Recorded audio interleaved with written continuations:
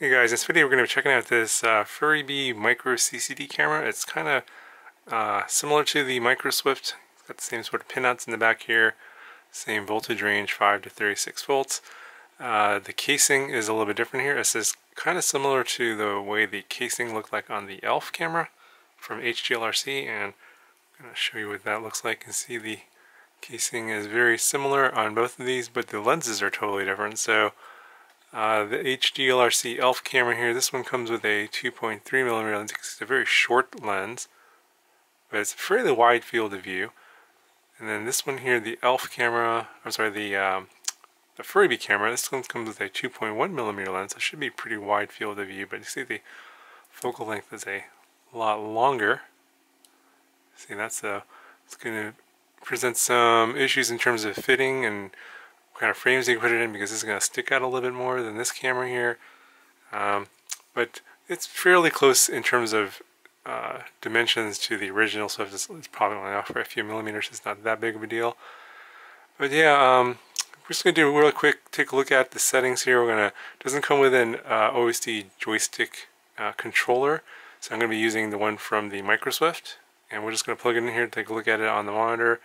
Pretty sure the settings are going to be the same, but I'm really curious to see what this field of view looks like on this one. It's the 2.1mm lens. Okay, so I got it plugged in, and just checking out the field of view. This is very interesting. I have the bottom here lined up to the bottom of the desk here, and the top goes to about the light on the ceiling fan, maybe just a little bit more. There's the right side of the bookcase there, and this doesn't quite make it to there, almost there. I think the Micro Swift 2.1 is just a little bit wider than this. It's very, very close. Okay, so I put the lens cap on. Let's take a look at the menu. Everything should be the same. Yeah, cam title is there. I'm going to turn that off.